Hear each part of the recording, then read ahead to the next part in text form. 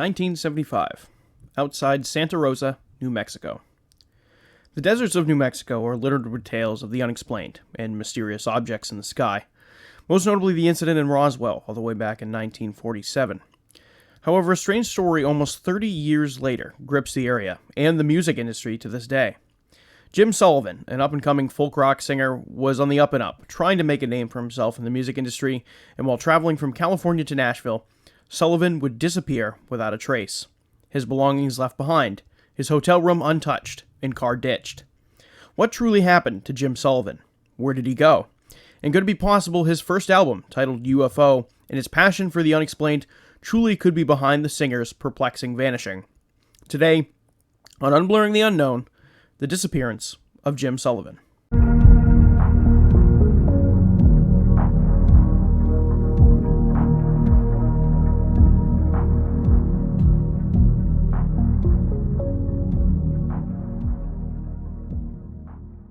Welcome back to Unblurring the Unknown. As always, I am your host, Dominic, and today's episode is back into the realm of missing people, but with a very interesting twist. Of course, missing persons cases are often amplified to a certain degree when anyone famous becomes involved, but with the story of Jim Sullivan, this one seems very unique. His music was eclectic and strange, and contained a lot of wording and imagery about UFOs, highways, and the desert, which makes his story that much more interesting because he vanished in the middle of New Mexico desert without a trace. Now, is it possible that in these same messages that he had in his music, he could have predicted the way he would go missing? It is a far-fetched idea, but a very, very interesting one. So with that being said, how today's episode is going to work is that I can give you the life story and background on Jim Sullivan and his music, and how he was like as a person, and then go into his disappearance, subsequent investigation, and then of course dive into theories, and then give you my own personal thoughts on this story and incident, and then wrap it all up at the very end. Now, without further ado, let's get into the life of Jim Sullivan. Jim Sullivan was born on August 13th, 1939 in Nebraska. Now, much of his early life remains extremely private and also very vague. Sullivan was the seventh son of an Irish-American family, and when he was growing up, and during World War II, when he was growing up, his family decided to move from Nebraska to San Diego, California. Growing up, Jim had kinda a normal childhood, and in high school, he was extremely passionate about music, and he was a very good guitar player. He also happened to be the quarterback of the varsity football team at his high school. So, all in all, pretty normal life, all things considered. Now, throughout everything Jim had going on in his life, music seemed to be the one thing that remained the same, as well as his passion for it. During 1960 is when he would marry his wife Barbara, who he met in high school, and start his first band with his sister as lead vocalist. However, from what I could find, very few sources mention, this first band with his sister. And as we go through this episode, there will be a lot of things that I will talk about that I only found like one or two sources saying. This story doesn't seem like it's very highly covered much, if at all. So kind of take some of the things that I'm saying, not with a grain of salt, but be aware that there's not a whole lot of sources in here, so I really kind of had to dig for some of this information, and some sites, some articles would say one thing, and then the other article would say another thing. So if there is some information in here in this episode that isn't completely accurate, I do apologize. Obviously, I try and make it as accurate as I possibly can, and if I happen to make a mistake or do anything of that nature, please let me know in the comments. Obviously, I want to make this as legit as possible, as authentic as possible, and as factual as possible. However, fast forward to the 1968 to the 1969 time frame. Now, Barbara was working her job, which she had an office job, at the Hollywood-based studio Capitol Records, while Jim was trying to get his music career off the ground and running. Now, in an effort to do this, Jim kind of ended up like a local celebrity of sorts at a bar called The Raft in Malibu. He regularly performed there, and people who watched him perform said he had a magnetic stage presence and a very unique sound to him that many others did not have at the time. And because of that, it caught the attention of some higher-ups who were active in the Hollywood social circles, like actor Harry Dean Blanton, for example. Now, because of his friends in Hollywood, they started to set Jim up with connections to help further his career. Now, Jim would make a small cameo in the movie Easy Rider, And that was obviously set up through kind of the connections he had made through the celebrities he had met at the raft. When it came time for Sullivan to create his first record, he was backed by a lot of influential supporters within the music scene, a lot of who were connected to his work because they were either told about it or they went and saw him perform at the raft. Now, these influential supporters that supported him included the Wrecking Crew, Don Randy, Earl Palmer, and Jimmy Bond. Of course, as always, it's always about who you know at the end of the day. Now, through all of these influential people that were fans of Jim's music, they helped him produce his first record titled UFO through Monty Records, a product created by friend and producer Al Dobbs. Now, Dobbs goes on to describe this in an article in Flood magazine with, and I quote, "Hell, no one was going to do it. And man, Jim certainly went to everyone to try and get a major label deal, including Capitol, where his wife Barbara worked. I look back on it now, and that was crazy, starting my own label, but I believed in him." Now, Al Dobbs, like he just mentioned in this quote, believed very much in Jim and his ability as a musician and thought that he could make it big. However, it just didn't seem to happen. UFO was, of course, Jim's first record, and what makes this record particularly interesting is its themes, mostly regarding UFOs, the desert, and highways. Now, with one song named the same as the album title, UFO, it details a story about UFOs in general. Now, Dobb continues in this Flood article speaking on the idea of the UFO in Jim's music, and he says, and I quote, "See, I actually think that he believed in the UFO. Jim was speaking from his heart, and quite frankly, in those days, there was no one talking about that. Now there's series on ancient aliens and discoveries. Not then. Just him."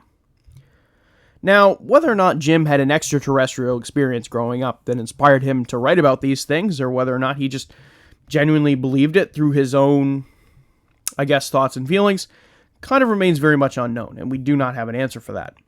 However, the same content that Jim would write about and sing about would obviously come full circle when discussing the theories behind his later disappearance.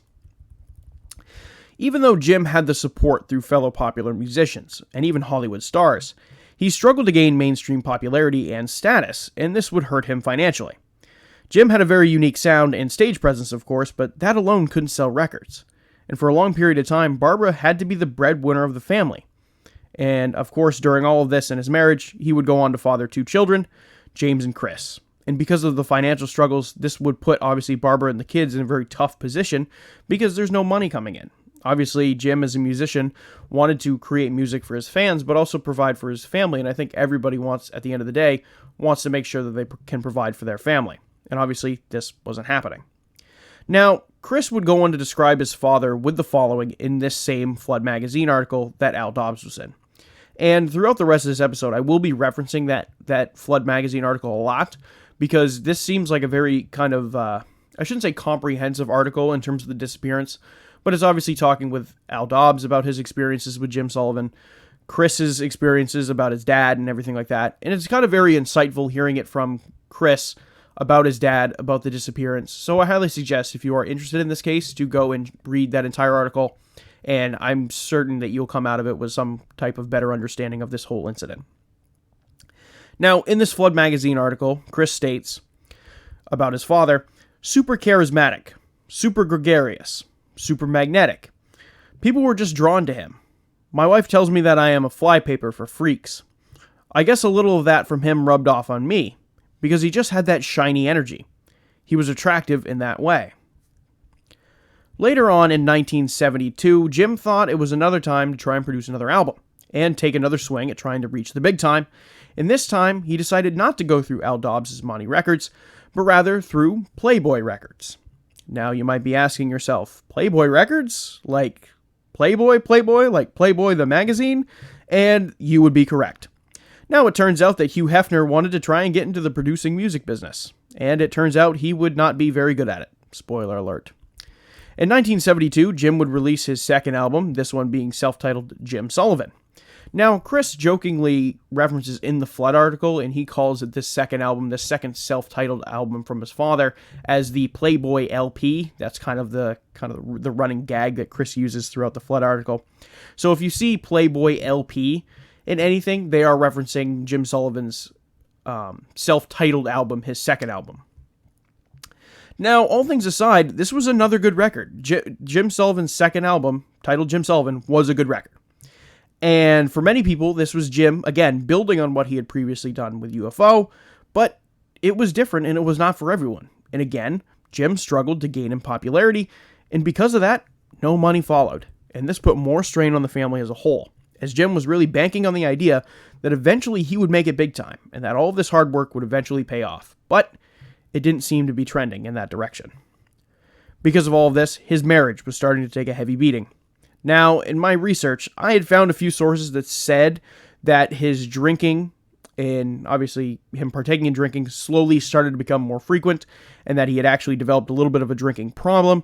However, I couldn't fully narrow down that information, so take that part of it with a grain of salt. But I also saw a lot of articles as well that said that he did start to have marriage problems between him and Barbara, and that was kind of a possibility. Again, there's a lot of things about this story that are incredibly vague, that there aren't really focused down, per se, and a lot of unanswered questions. So through my research, it seems to me like he probably developed some sort of a drinking problem because of the stress of trying to make it big, and then obviously because of that, his marriage suffered as well. Now, again, I cannot confirm either of those two little knowledge bites, but that is what I seem to find in a lot of my articles, so I'm going to run with it and say that this was probably happening, whether or not it was publicly known or whether it was just behind the scenes. I'm going to take an assumption and say that this was probably happening in some degree. Now, due to the lack of money coming in, Jim had to make a drastic life decision, which at the time he felt would be packing up his bags and heading for Nashville, Tennessee, and hopefully making it big out there with his style of music. Now, in one last effort to try and salvage his music career, he decided that going to Nashville would be his only shot. His plan was to hopefully find songwriting work, and once situated with a stable job, then bring his wife and family back to Nashville with him. Now, Chris is quoted again in this Flood magazine interview criticizing this decision by his father with the following, and I quote, "Clearly you don't pack up everything and move from your sleepy little hometown and move to the big city, as he did when he moved to Los Angeles, without thinking you have a shot. Then leave again when you're looking for another shot."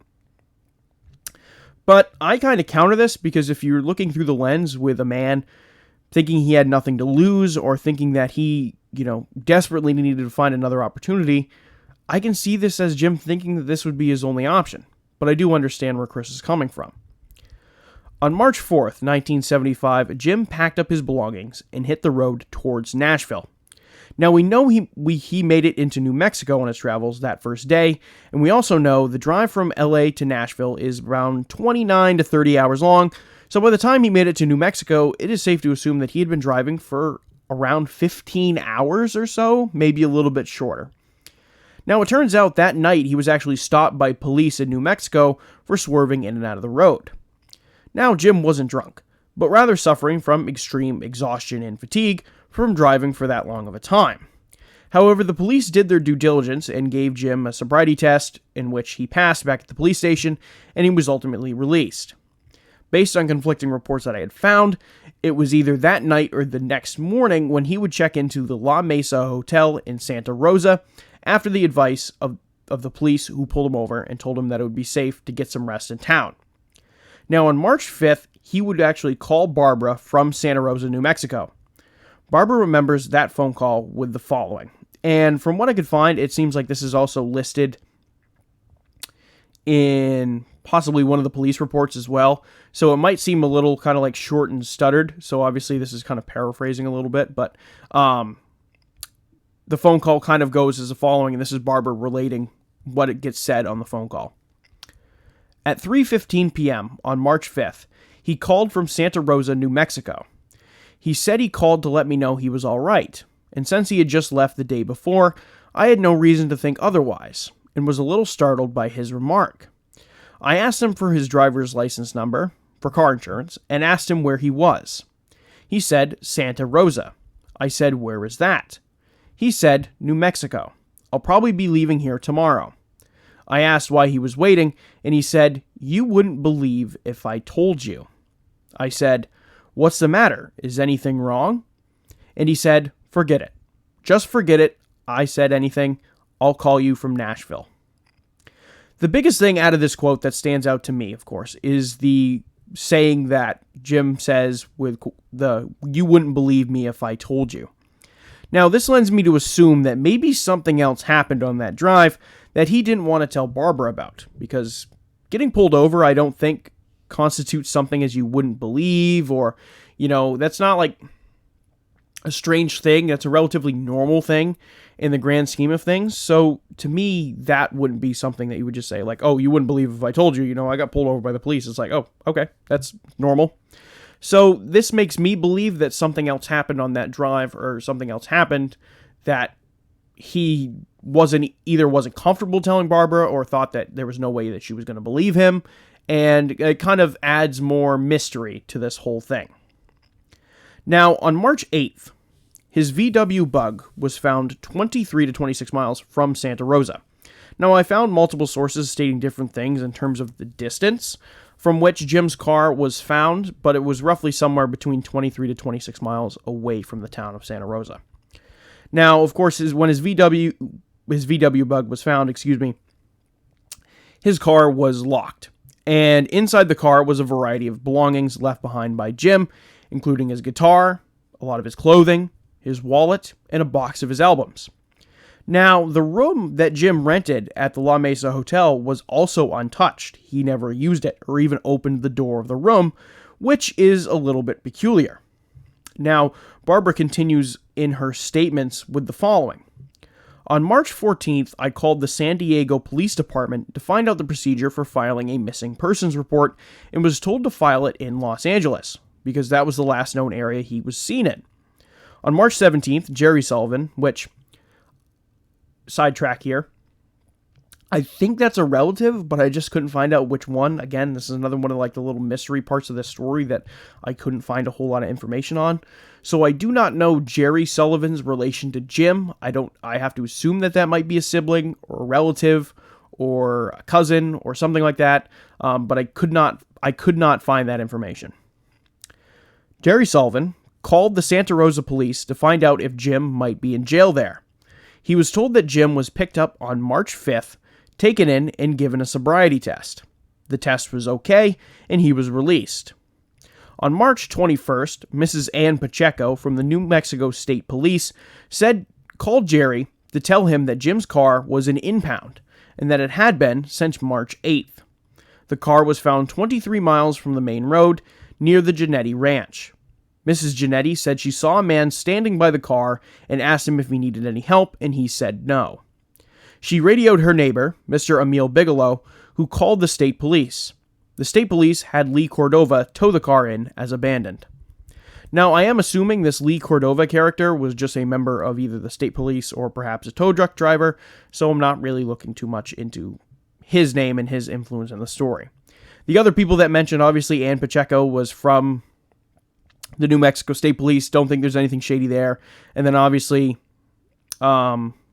Giannetti, and then Emil Bigelow again. These just seemed like people who were neighbors of the ranch, saw him again. I think if anybody was kind of stopped on the road next to your property, you'd be like, "Oh, what are they doing there?" So again, none of this necessarily stands out to me as particularly weird. But again, Jim had seemingly vanished off the face of the earth. And after the word got around that this had happened to Jim in the New Mexico desert with seemingly no explanation as to where he disappeared, a search was launched. However, the seriousness of this initial search launched by New Mexico State Police is debated. And of course, we have talked about the New Mexico State Police in length in numerous episodes of other incidents that have taken place in New Mexico. And from all accounts, from what I've seen, they're pretty good. Obviously, I know we did the Lost Boy Larry episode where the New Mexico Police literally launched pretty much every asset they could to try and locate this boy, making the pleas for help over the radio. We also have the case of the West Mesa Bone Collector, also in New Mexico. The New Mexico State Police were heavily involved in that one as well.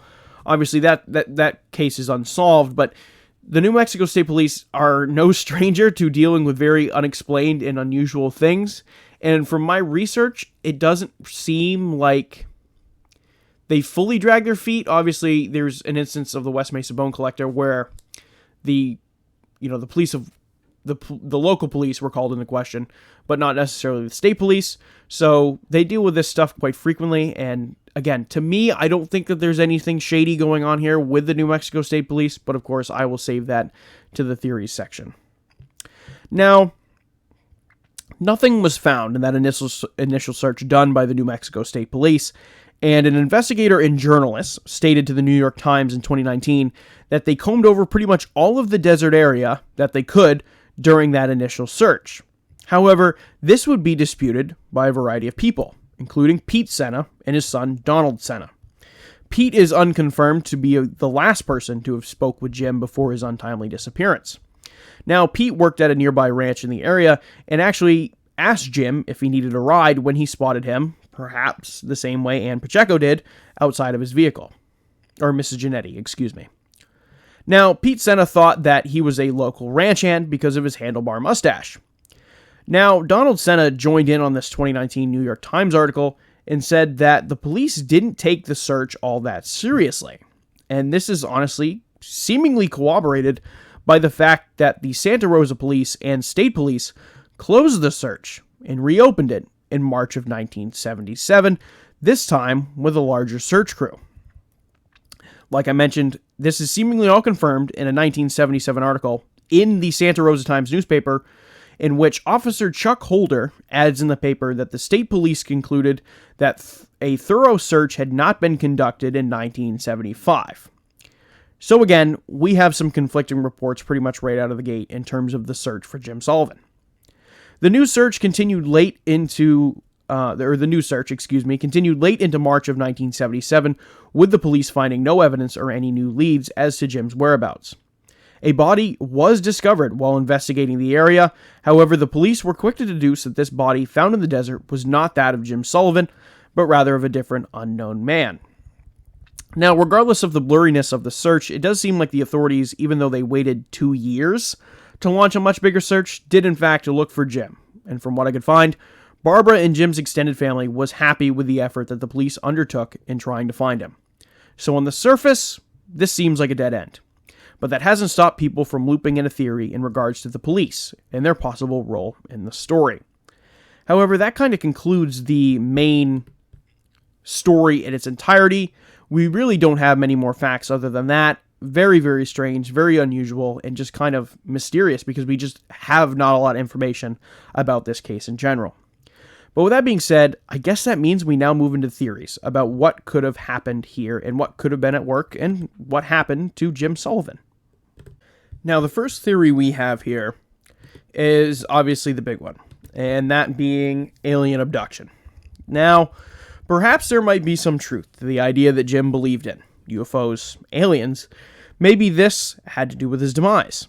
His wife Barbara also believed in the existence of aliens, and the idea that we as a species aren't alone is what they believed in. And Chris actually touched on this in the Flood interview by saying in the following, she was a pretty free-thinking person, that there was a multi-dimensional realm we all could occupy, and that eventually they could occupy that realm together.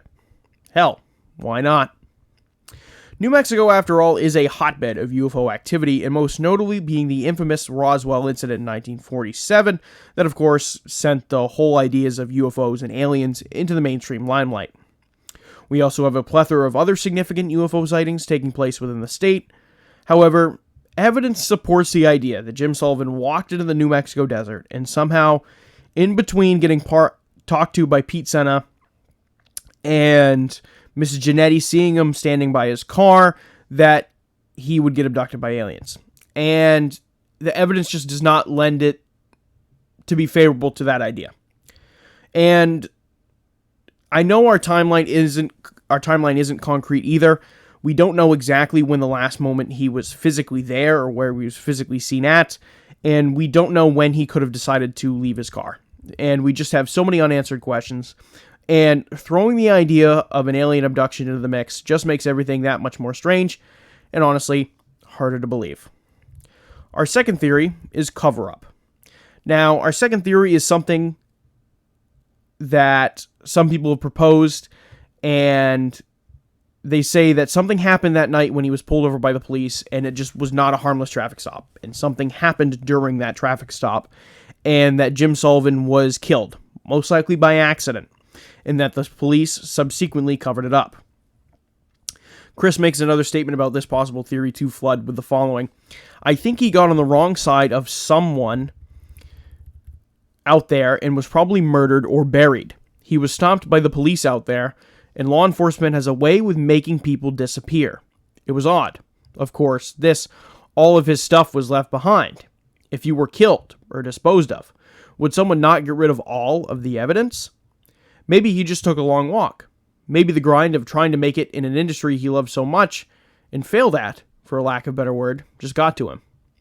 Maybe I have some mysticism to me as well, tampered with pragmatism that overwhelms me. Perhaps he just walked into the desert. The mystery of it all is just nagging. A long way to say that I have no idea. Now, this is another interesting idea, an interesting theory, and it would explain the fact that his hotel room was never entered, that it was never opened, because he was actually killed that night during the traffic stop. However, people did claim to see him after that traffic stop on the 4th, and that kind of calls into the question that the idea that the police killed him, and that kind of makes this theory have some holes in it.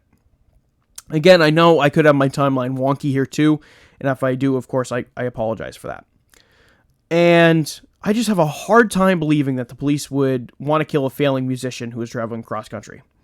Of course, it was some type of an accident, I'd get it. But if it was an accident, why go through the effort of doing 2 entire fake searches and doing the whole cover-up without anybody finding out? It just seems like a lot of moving pieces for, again, just a failing musician. You know, if we were talking some influential businessman, if we were talking, politician, maybe we'd have an idea for a full-scale cover-up. Maybe the theory of a full-scale cover-up would make a whole lot of sense. But a musician who was just trying to make it in the industry, and a musician who had failed, it just doesn't make any sense. Why would you cover that up? Because in all seriousness, the cops probably would have no idea who he was until they looked at his ID and just said, oh, your name's Jim Sullivan. Like, there's nothing there to me that would constitute the police if they accidentally killed him and then covered it up because he was somebody. When, in fact, he wasn't really somebody. Like, he had not made it big. So the idea that the police would, whether accidentally or on purpose, kill a failing musician and then cover it up from a local and state level just seems very, very unlikely for me. Now, this next theory is the Giannetti family. Now, this is similar to the police cover-up theory, and being that the Giannetti family, who owned the ranch near where Jim Sullivan's car was discovered, had something to do with his disappearance and possibly had him killed. Now, the only evidence supporting this theory is the fact that the Giannetti family who lived in that ranch moved out of the area and to Hawaii shortly after the incident unfolded, and those who believe in this theory, like the idea that they committed the crime and then fled the area, really kind of latch onto that idea. Okay, they left the scene of the crime.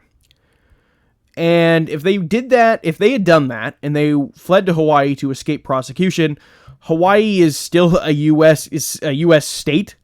And if they found you and said, oh yeah, the Giannetti family killed Jim Sullivan, they could still go to Hawaii and arrest you. Like, you could still be questioned and you could still be prosecuted. You're still in a U.S. state. That does not make sense to me. If they had fled somewhere abroad, sure. But not just Hawaii. Hawaii's a U.S. state. So you would still be able to be prosecuted under U.S. law. It just doesn't make any sense. Now, on top of that, some people online have proposed the idea that the Giannetti family, due to their Italian heritage, must have been related to the mafia and organized crime in some way. And through my digging, I couldn't find any information proving that whatsoever. I even found the Giannetti family website that lists the family genealogy, and there is nothing that I found that lends a base to the idea. And if anything, if people were latching onto the idea that just because the Giannetti family was Italian and that's why they were involved in organized crime is an insane reach. Now, our last theory is that this is a genuine disappearance. This idea proposes the idea that Jim Sullivan simply walked away from his car and started walking into the desert with no intentions of coming back. Now, we all know that he had marriage issues because of his struggles to make money. We know the stress and pressure of trying to make it big time was taking a toll on him. Perhaps he wasn't all there mentally. The idea of Jim just walking out into the desert, if it doesn't make sense to you, let me add this little tidbit onto it. Jim's former manager, Robert Ginter, recalls a conversation he had with Jim on a long car ride in regards to how they would disappear if they ever needed to. And Jim said that he would head out into the desert and just disappear, which is very coincidental, if you ask me. And to be honest, I think this is what happened. Plenty of people seemingly disappear without a trace in the New Mexico desert and are never found. Do I think that perhaps the authorities didn't do a good first search and this is what led to the body not being found? More than likely. Do I think he could have been abducted by aliens? Honestly, I kind of like that as theory too. It would kind of be a poetic send-off, to be honest, and although we have no facts to prove it, he was always kind of like connected to the worlds beyond through his music and everything, so it's a very interesting theory, although I don't think it's very probable. Even though I do like it as theory too, because theory one, I genuinely think he just walked out into the desert or disappeared or something happened that caused him to disappear that was more natural related. Now, with that being said, Jim Sullivan's works and records have been recovered mostly through the work of Matt Sullivan, no relation, from Light in the Attic Records, and Matt Sullivan is the reason that Jim's works can now be heard on multiple platforms throughout the present day. Jim now, since his disappearance, he has earned a cult-like status within the music industry, and to the current times, he maintains an average of roughly 64,000 monthly listeners on Spotify. We might not fully understand what happened that day to Jim Sullivan or have any answers as to what happened. But his unique impact to the music industry will forever be felt. Of course, like I mentioned, I think that this is a genuine disappearance of one of those just unexplained things where it's more natural in its cause, but we just do not have any answers. Do I think that could have anything happened in the desert that day? Absolutely. But the timeline is so foggy, it lends us to thinking that something must have happened to Jim that we just can't explain. And a part of that is I think that he was not all there mentally. I think with all the struggles he had going on in his personal life, he was feeling that he needed to move again to try and make it big. He was stressed out financially. He was stressed out personally with, if his marriage was starting to falter, obviously, the feeling of not being able to provide for his family. That probably just took a toll on him. And obviously, I can assume that the police brought him back to the hotel, said, hey, check in here. He did. Maybe he had second thoughts and said, no, I'm going to keep driving. Kept driving out into the desert. Stopped at some point. Kind of lost himself maybe in kind of like a mental comatose-like state. And then just walked off. Does that answer our questions? No. If anything, it leaves them more mysterious. But to be honest with you, even though it's not a clean-cut, definitive answer, I genuinely think that that's what's happened. And because of the police's original search not being heavy and not being fully extensive, like they confirmed, because they said that the first search was not concrete enough, and that's why they went back 2 years later, I think the idea of that search not being conclusive enough, or concrete enough, or maybe even more relaxed, was probably the reason they did not find his body. And then obviously his body in the hot New Mexico desert, your body's going to degrade probably really fast, so what's left is probably bones. Unfortunately, like I said, that's probably a very depressing theory, a depressing reality, but I genuinely think that's what happened to Jim Sullivan. But with that being said, that is going to conclude this week's episode of Unblurring the Unknown over the disappearance of Jim Sullivan. And just so you guys know, I say it at the end of every episode, or I try to say it at the end of every episode, that I take topic suggestions. This, in fact, was a topic suggestion, so it is concrete proof, that I get to your topic suggestions. I throw them in the queue. I try to get to them as soon as I possibly can. However, some episodes take priority over certain weeks, and I try to get to episode suggestions as much as I can. This was an episode suggestion. I had a lot of fun researching this one. Again, when there's a little bit of extra digging involved, it's a little extra work, but I certainly don't mind digging into it. But with that being said, again, that is going to conclude this week's episode. If you're listening on Spotify, please turn on post notifications so you get notified every time I post a new episode. And if you were listening on YouTube, please like, comment, subscribe. It helps me out and helps me get out there so much more, and I greatly appreciate it.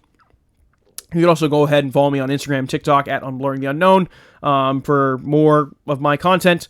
On TikTok, I do 1-minute breakdowns of all the episodes that I do. I like to be more involved on there than I am, but unfortunately, my schedule is very, very busy at the moment with my full-time job and career and personal life and everything like that. So I'm not on there as much as I should, but hopefully I can get back to making it very much a routine for me. And I do apologize for that if you are following on TikTok. If you came to here from TikTok and you discovered the show from TikTok, thank you. That's the point of why I do those TikToks, and I greatly appreciate the support. With that being said, that is going to conclude this week's episode, and I will see you all on the next one.